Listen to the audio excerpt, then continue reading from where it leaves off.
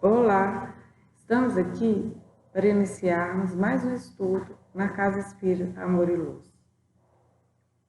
Vamos fechar nossos olhos e fazer a nossa prece inicial.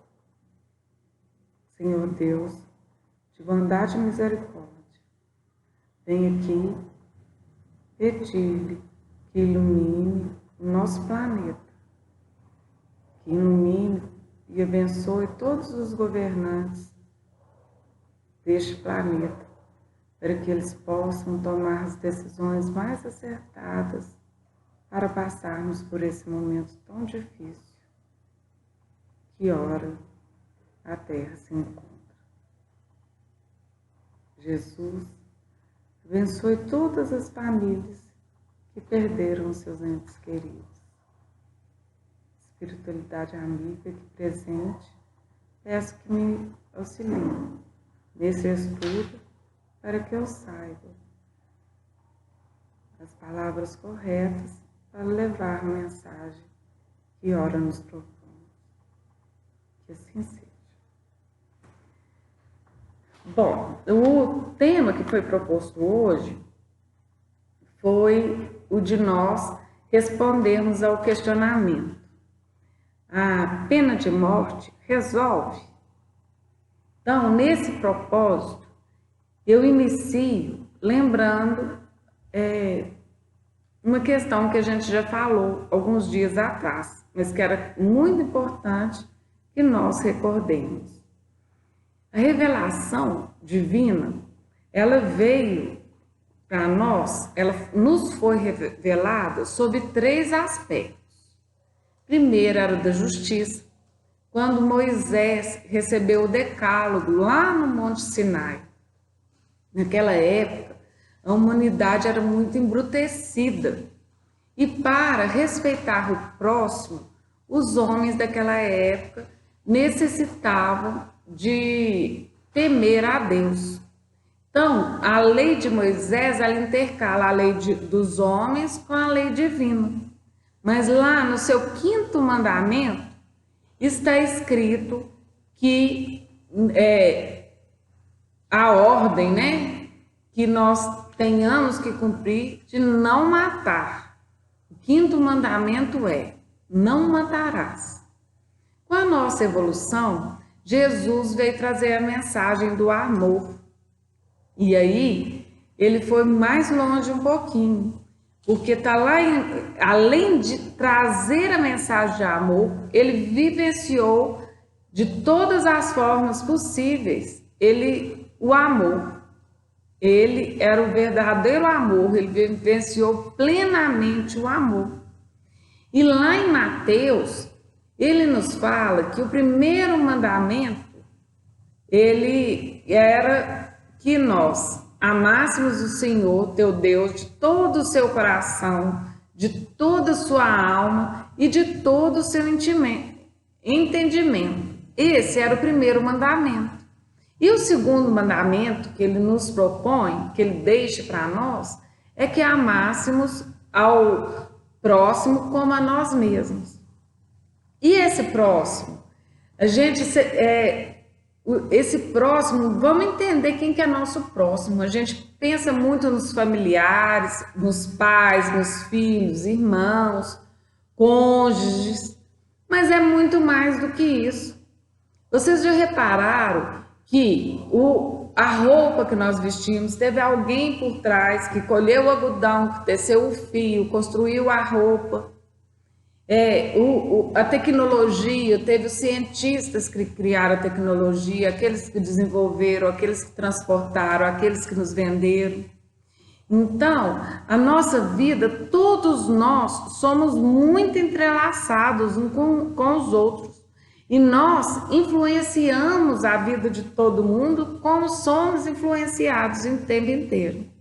Então, é preciso que a gente entenda que nós temos que amar a esse próximo, que é todos aqueles que fazem parte do nosso universo.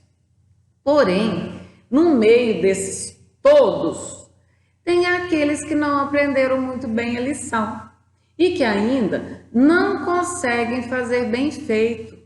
ele ainda não consegue praticar o bem como deveria. E por mais que o delito que ele tenha cumprido seja cruel, ele é nosso irmão. A gente pede o Pai Nosso, reza o Pai Nosso todos os dias. E quando a gente fala Pai Nosso, a gente admite que ele também é nosso irmão. E para que ninguém ficasse com dúvida se aquele mais terrível bandido é ou não nosso irmão, Jesus deixou claro, lá em Lucas, ele deixa a mensagem para a gente que nós devemos amar os inimigos também. E chega a segunda revelação, que é a verdade trazida por o Espiritismo. E o Espiritismo vem nos convocar à vivência cristã para que a gente adquira a nossa felicidade futura. Então é urgente que a gente consiga vivenciar a mensagem que o Cristo trouxe, que é essa mensagem de amor ao próximo.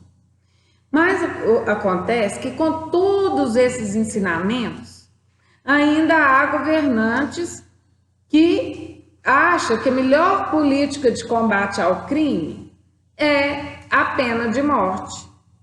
E graças a Deus, se por um lado os políticos acreditam que a pena de morte é uma solução, também há várias ONGs de direitos humanos que lutam para abolir a pena de morte no mundo.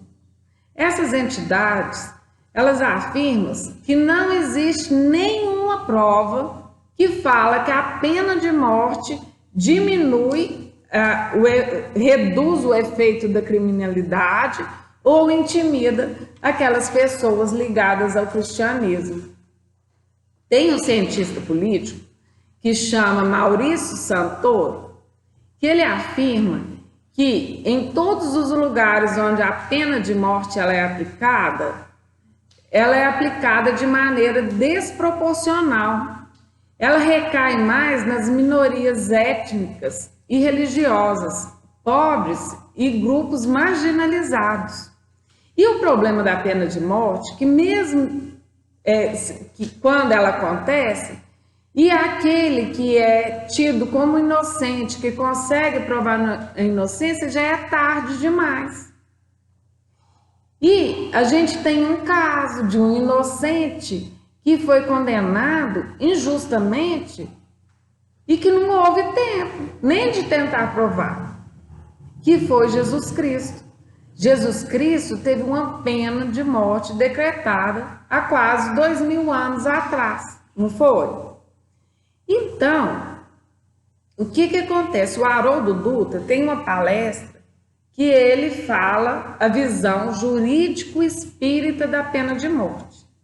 E nessa palestra ele nos convida a refletir sobre o instrumento da pena, que o instrumento da pena ele é ineficaz para combater o crime, que mesmo que multiplicasse aquela pena por 1 milhão, a gente ainda assim não conseguiria resolver aquele crime.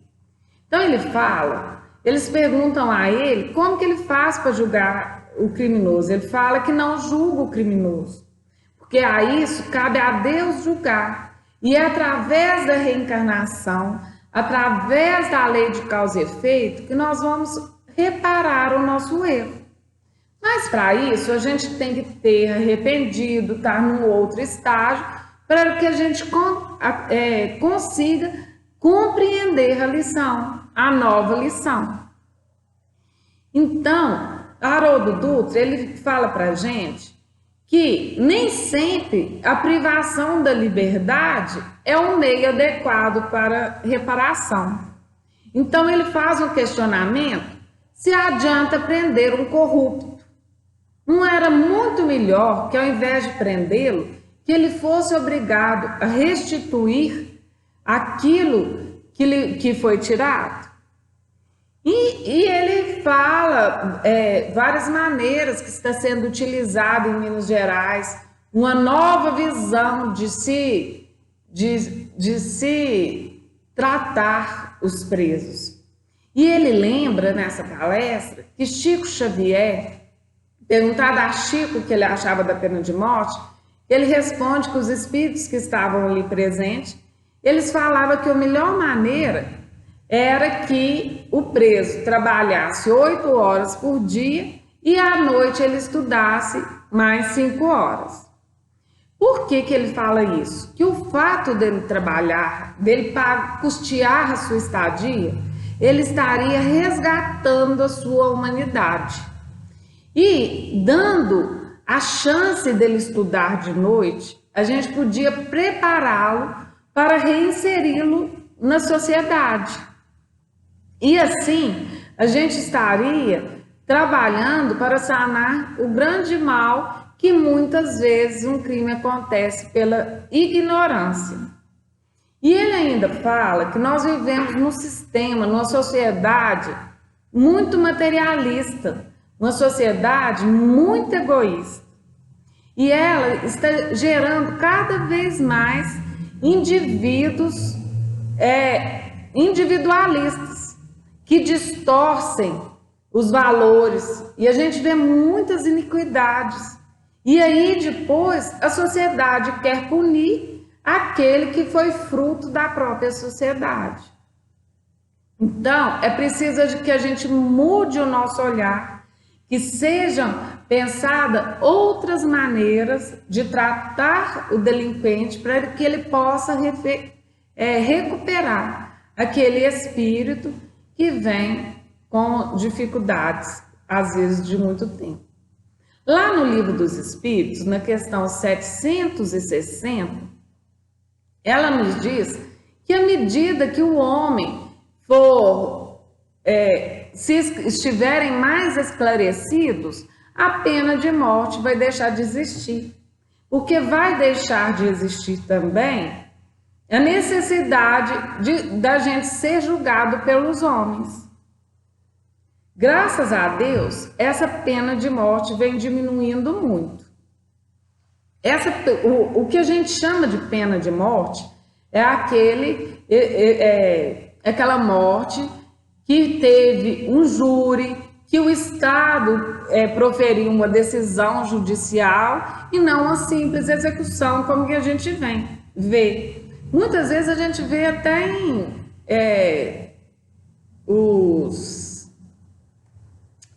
nas favelas, a gente vê um tribunal do crime mesmo, né? Aquilo é execução, não é pena de morte. E essa pena de morte deliberada pelo Estado, essas ONGs fazem uma contabilidade, mas infelizmente tem países como a China, a Coreia do Norte, o Irã, que não informam os dados.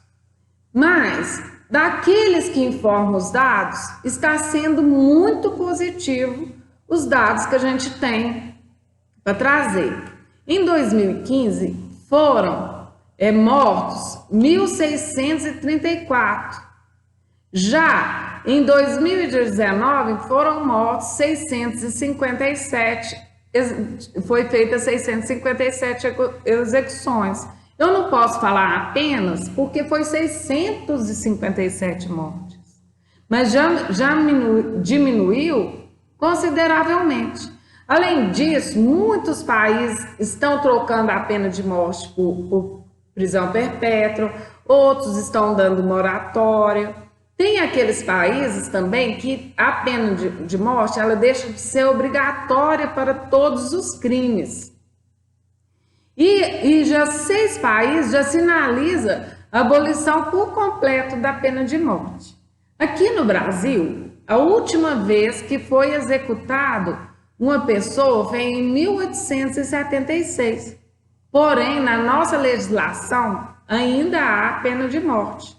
Só que, graças a Deus, não para os crimes comuns. Somente em crime de guerra é permitido que se haja a pena de morte. Aí, lá na questão 763 do Livro dos Espíritos, fala que a restrição dos casos em que se aplica a pena de morte já é um índice de progresso, como é o caso aqui do Brasil. Ele está restrito a crimes de guerra, graças a Deus, nesse período não teve nem a guerra, nem o crime. E isso vem crescendo, que é um sinal de evolução do ser humano. Hoje, quando a gente vê relatos das carnificinas humanas do passado, isso nos incomoda demasiadamente. A gente vê aquele sacrifício que era feito no primórdios do cristianismo, aquilo para nós é muito doído hoje. Às vezes tem dia que a gente nem consegue ver um filme ou ler um livro. Porém, em outras épocas, a gente estava lá assistindo, e se não executando. Então, a gente vê que nós já evoluímos muito. E o que parece que é justo numa época, e em outra vai ser injusto. A lei divina, ela é imutável. Porém, a lei dos homens, na medida que a gente vai evoluindo, essa lei vai modificando, graças a Deus, né? E aí, lá no Livro dos Espíritos, no capítulo 11, no item 14, ele é intitulado como a caridade para com os criminosos. O espírito que vem nos trazer a mensagem é a Elizabeth de França. E ela nos chama a atenção, ela vem nos lembrar. Algumas traduções falam que devemos amar, e outras falam assim que devemos ter caridade, mas que no fundo o amor envolve toda a caridade, e a caridade ela tem todo o amor. Então fala assim que devemos amar os desgraçados, os criminosos, como criaturas de Deus. Eles são criaturas de Deus, assim como nós também somos criaturas de Deus. E eles receberão o perdão e terão a misericórdia pelos seus erros, como nós também tivemos e ainda temos. Talvez não na proporção, os nossos erros não são da mesma proporção que o deles, mas nós teremos a misericórdia divina quando nos arrependermos. Então ela nos convoca para orarmos por eles, para que eles possam mais rapidamente arrepender daquele seu delito. Ela fala ainda que a caridade sublime que Jesus ensinou também consiste na benevolência de que se tem por tudo aquilo que se diz respeito ao nosso próximo. Olha que importante. A gente tem que ter respeito por tudo que se refere ao nosso próximo, inclusive a vida do que a gente considera que cometeu o pior crime. Porque o crime que ele cometeu é ruim, e não ele continua sendo criatura de Deus. E para que a gente possa não deixar dúvida que a pena de morte não resolve, eu vou ler o último parágrafo deste item, que é quando a Elizabeth de França, ela fala para nós: deveis, aqueles de quem falo, o socorro das vossas preces, é a verdadeira caridade. Não é preciso dizer de um criminoso: é um miserável, deve-se expurgar a sua presença na terra. A morte que lhe inflige é muito branda para ser de tal espécie. Não, não é assim que deveis falar. Observai o vosso modelo, Jesus. Que diria ele se visse esse infeliz perto de si?